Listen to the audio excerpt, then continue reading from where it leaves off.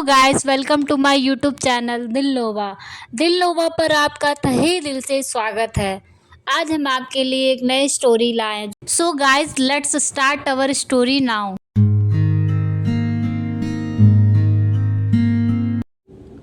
पंडित के वेश में बैठा पति थर थर कांपते हुए जमीन पर अपनी पत्नी काव्या के पैर दबा रहा है।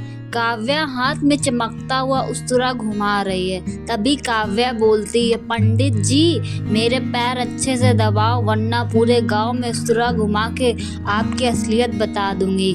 रवि पसीना पसीना होकर अपना पसीना पोंछता।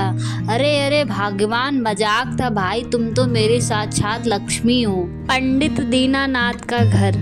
रवि नाई का बेटा पंडित नाथ दीनानाथ से बहस कर रहा है। वह कहता है कि इतने सालों से उसने पूजा पाठ, मंत्रोच्चारण और यज्ञ करना सब सीख लिया है। सारा काम वही करता है, फिर भी लोग केवल पंडित जी का सम्मान करते हैं और उसे नाई का बेटा कहकर चिढ़ाते हैं। तभी पंडित दीनानाथ उसे समझाते हैं कि सच्चाई यही है कि वह एक नाई ही है। रवि क्रोधित होकर गुस्साकर फैसला करता है कि वह किसी दूर के गांव में जाएगा जहां कोई उसे नहीं जानता है। वहां वह पंडित बनकर मान सम्मान और धन कमाएगा।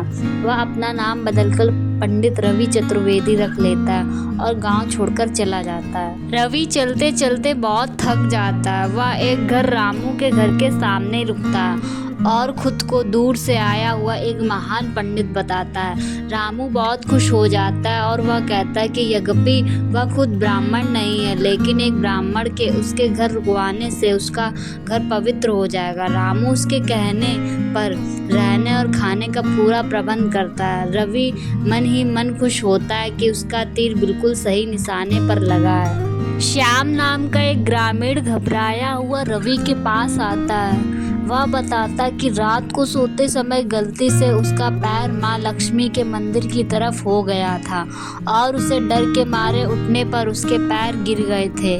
उसकी पत्नी कह रही थी कि यह बहुत बड़ा पाप है। रवि स्थिति का फ़ायदा उठाते हुए कहता है, या तो हाथ की लक्ष्मी को पाँव दिखाने जैसा है। वह शाम को डराता है कि उसे माँ लक्ष्मी का एक महायज्ञ करना होगा। रवि उसे यज्ञ के नाम पर चावल, दाल, फल, नगद रुपए की मांग करता है। श्याम डर के मारे सब कुछ देने को तैयार हो जाता है। गांव के एक अमीर आदमी सेठ धनी राम रवि के पास आते हैं। वह बताते कि उनकी बेटी काव्या का रंग सांवला है, काला है और उसकी उम्र बढ़ती जा रही है, जिससे उसकी शादी नहीं हो रही है। धनी राम प्रस्ताव रखते हैं कि अगर रवि काव्या से शादी कर ले तो वह अपना 2 मंजिल मकान रवि के नाम कर देंगे। रवि मन में सोचता है कि उसे एक काली लड़की से शादी करने का कोई शौक नहीं है, लेकिन 2 मंजिल मकान और संपत्ति के लालच में वह तुरंत शादी के लिए हाँ कर देता है। शादी के बाद रवि काव्या पर हुक्म चलाता है और उसे पानी लाने के लिए चिल्लाता है। रवि ताना मारता है, याद रखना तुम्हारे माता पिता ने बहुत सारा पैसे जोड़े थे, तब जाकर मैंने तुमसे शादी की है। अगर मेरी सेवा नहीं की तो तुम कुछ दिनों में तुम्हारी सौतन ले आऊँगा। वह थकने का बहाना करके काव्या से अपने पैर दबवाता है। काव्या चुपचाप सब सहती रहती है। रवि देखता है कि एक महान ज्योतिषाचार्य भृगु के पास लंबी लाइन लगी है। वह भी अपना भविष्य जानने के लिए लाइन में खड़ा हो जाता है। तभी लाइन में खड़ा एक आदमी मोहन उसे गौर से देखता है। मोहन उसे पुरानी गांव का है जहां से रवि आया था। वह कहता है, अरे तुम तो हमारे गांव के रवि नाई हो ना, यहाँ पंडित बनकर क्यों घूम रहे हो? तभी रवि के होश उड़ जाते। वह मोहन को चुप कराने के लिए 20 रुपए की दक्षिणा देता है और वहां से भाग खड़ा होता है। सेठ धनी राम अपनी बेटी काव्या को लेकर ज्योतिषी के पास जाते हैं और पूछते हैं कि उसका पति उससे प्यार कब करेगा। ज्योतिषी भृगु अपनी विद्या से सब कुछ जान लेते हैं। वह कहते हैं, तुम्हारी बेटी का पति उसे बिल्कुल प्यार नहीं करता क्योंकि वह असल में एक ढोंगी है।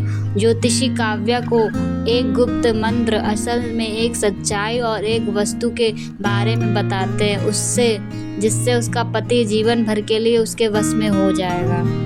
रवि घर पर बैठकर काव्या पर हुक्म चला रहा होता है। तभी ब्राह्मण की बेटी चाय लाओ बोलता है काव्या से। काव्या घर में कुछ ढूंढ रही होती, उसे एक उस्तरा नाई का औजार मिल जाता है। रवि पूछता है कि वह क्या है। काव्या ज्योतिषी को बताया हुआ मंत्र पढ़ती है और नाई का बेटा ब्राह्मण बन के छुप कर बैठा हुआ है। वह सबसे बड़ा झूठ है। रवि पूरी तरह घबरा जाता है और पूछता है कि उसे यह सब कैसे पता चला। काव्या बताती कि सब कुछ ज्योतिषी ने बताया है और धमकी देती है कि अगर उसने उसे हाथ उठाया और वह पूरे गांव को उसकी असलियत बता देगी। गांव वालों के हाथों हड्डियां टूटने के डर से रवि की सारी हेकड़ी निकल जाती है और वह गिड़गिड़ाते हुए कहता है, मैं तो मजाक कर रहा था, तुम तो मेरी अच्छी पत्नी हो। अंत में पासा पलट जाता। काव्या आराम से बैठती है और रवि के डर के मारे उसके पैर दबाता है और यह कहते हुए बोलता है कि यह मंत्र तो बहुत अच्छा काम करता है।